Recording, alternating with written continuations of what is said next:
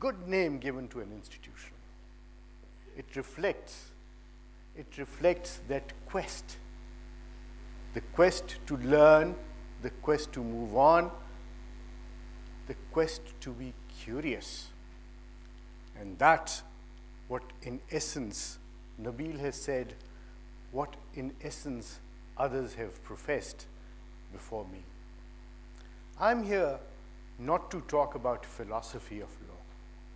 I'm here not to talk about what should law be. I'm here not to talk about how laws are evolved, but talk about what you and I confront on a day-to-day basis. We are, as citizens, plagued with many issues, and those issues start from the day that we start, or the hour that we start our journey from home.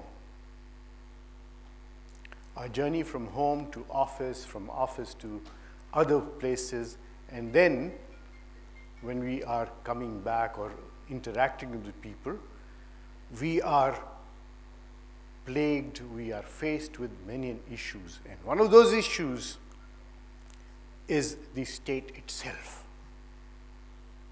The state functionaries that you and I encounter or are interacting with, they are the people who really shape our life. How we move about, how we react, when we go back home, we take all those things with us. It essentially affects our life. There was a time when we were a colony of the great British Empire as it stood then. And there, it's not too long ago, it was about 70 years ago, and in the history of nations, 70 years is nothing. It is a very small journey from point to point. And because of that very colonial issue that we faced, and since we were an empire being governed by the king sitting there in England, they had to govern us with their own laws, rules, and they had to control us with a force. The force that they controlled us with was the police force. Policing is a function of the state. Policing is what we come about with, we see, and we encounter every day. It's an essential component of security. It is an essential component of law and order. And what is life without law and order? A chaos. But then, since we were being governed from a distant land, police was being used as a force. And therefore, that attitude, that mindset traveled in our rules and our laws. And here we are now with the Constitution on our side, yet that mindset is still there. But then the transformation of all these 70 years, we carry that burden of that colonial issue, the colonial power. We were subjects then. And we are told even today that we are subjects of the state. No, sir. No, madam. We are not subjects of the state. We are citizens of the state. We have an ownership here. The state does not own us. We are partners together in this quest for a better life. And in this quest of better life, we interact with those people that they are called bureaucrats or the officers of the state, including the police. Now we have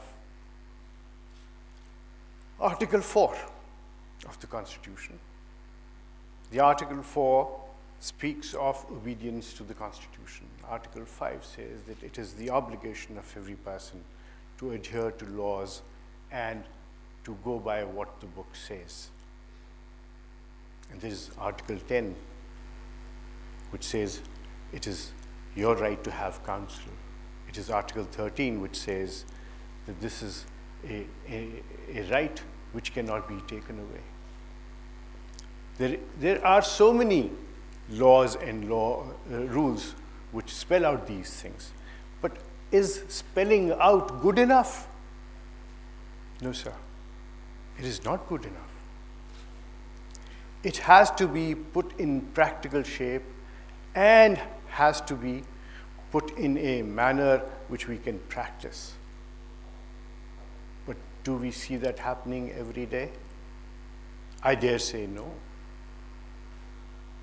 We have the court system, we have the system of redressal of grievances, but why do we need to go to court? How many of you think that courts are there to dispense justice? I thought, I was under this misapprehension that courts are there to do justice. No, sir. With 37 years of practice on this side of the aisle, on that side of the aisle, and spending some time when I was part of that movement. I called that pinstripe movement, the pinstripe revolution, which brought about all those changes where there was this recognition of our basic human rights. I spent time behind bars as well, and I'm proud of it, because that gave me a taste. That gave me a taste of what a respondent or what a person who has to face that force of police has to undergo. That changed my mindset also. And I'm here to share those experiences with you and tell you why you and I can make a difference. Doing justice is not the function of the court. When we look at the Constitution, when we look at how judges are appointed, why are they appointed, how they function, we find that they are under an obligation to decide cases in accordance with law and the evidence before them. I'm reminded of a court case. I'll share it.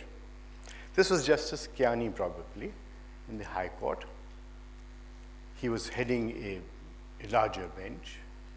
They decided against an old woman. And when the decision was announced, she stood up in court and she said, "Judge Sahab, mujhe insaf nahi mila."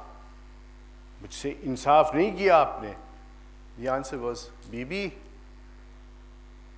हम कानून के मुताबिक फैसला कर सकते हैं, इंसाफ नहीं दे सकते. इंसाफ देना तो अल्लाह का काम है." But does that mean that you should not expect justice? Certainly not. No, no, no, no, no. Justice is what you and I will do to each other. Justice is, sir, when you do your coursework properly. Justice is when you as a parent encourage your children to live their dreams, to follow the pursuits of happiness, as Nabil said, in accordance with their cognitive thinking. That is justice. Justice is when Mr. Qureshi pointed out that you come on time. Justice is where I am fair to you. Justice cannot be defined. It should not be defined. But let me make an attempt. Justice is when you are not unjust. It is the opposite of being unjust. Justice is what you will do to yourself.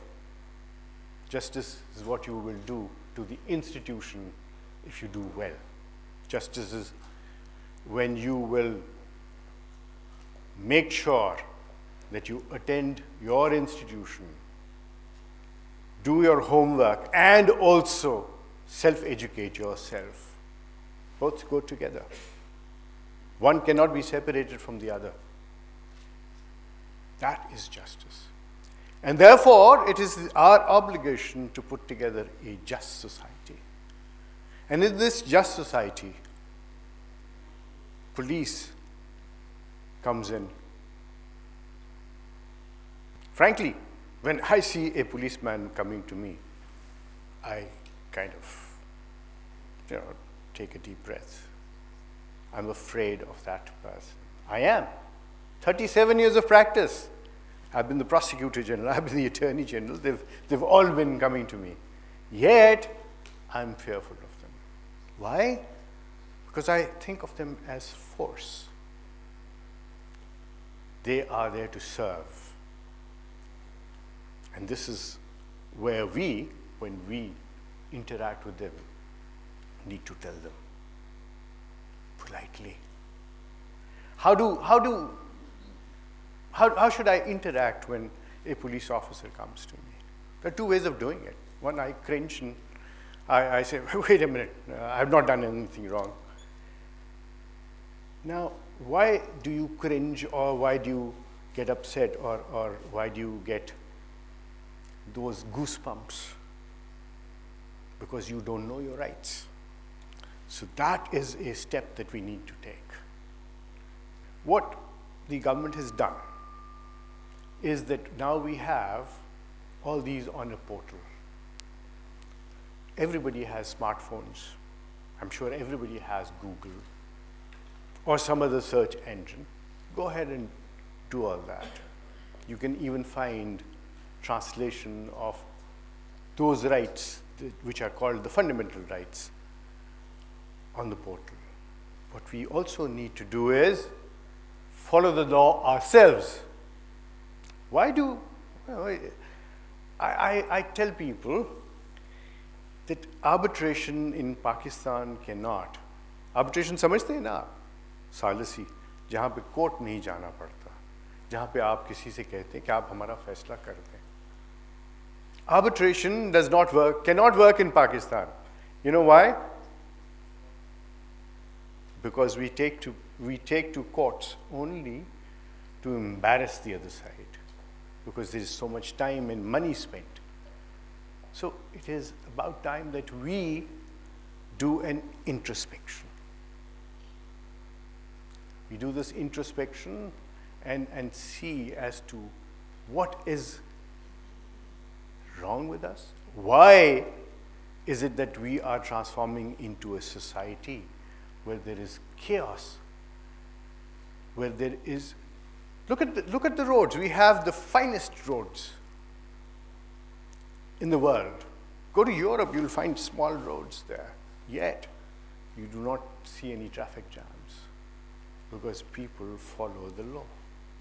They are not unjust to the other person. And that is what the theme should be. That is what learning is all about, a civic sense. I've been clamoring about it, and I think why we have gone wrong is not just that we are not talking about these things, we are not communicating. They have taken out civics as a subject which was taught to us, and probably you, sir, and you, sir.